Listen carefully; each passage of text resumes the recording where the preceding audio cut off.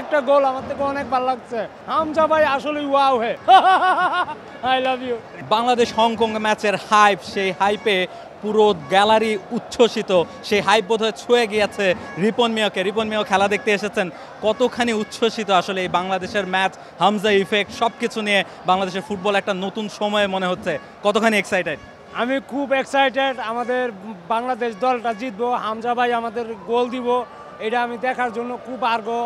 মানে আমাদের মেডেলটা যেটা আছে বাংলাদেশের, কাপ যেটা আছে আমাদের হামজা ভাই নেক, বাংলাদেশের মানুষ নেক, এইটাই আমি চাই। আমরা চাই না আমাদের কোনো জিনিস হংকং চায়নাতে চলে যাক, এটা আমি কখনো চাবো না ভাই।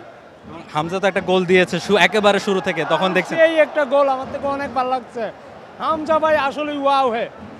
এবং কি মনে হয় বাংলাদেশ শেষ পর্যন্ত ম্যাচটা কি জিতে যেতে পারবেন?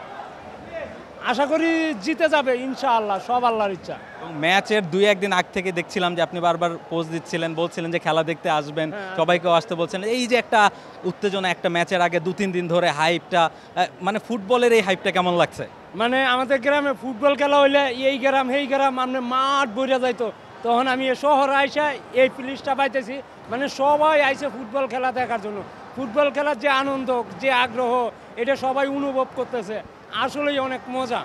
রুহুল মিয়া, বাংলাদেশের ফুটবল এখন একটা নতুন উচ্চতায়, এটাই কি বাস্তব কিনা? হ্যাঁ, এটাই বাস্তব। I love you. Thank you so much Ripon Mia for being with us. Ripon Mia ছিলেন আমাদের সবাই, এবং তিনি জানাচ্ছিলেন বাংলাদেশ ফুটবলের যে উন্মাদনা সেটা তার মধ্যেও পৌঁছে গেছে এবং সেটা তিনি কতখানি এনজয় করছেন সে কথাই তিনি বলছিলেন। সব ম্যাচ দেখতে, সব খেলার আপডেট জানতে চোখ রাখুন টি স্পোর্টসের পর্দায়। For more updates, subscribe to our YouTube channel and click on the bell icon. Follow us on Facebook and Instagram. Download T-Sports app to enjoy exciting games and highlights.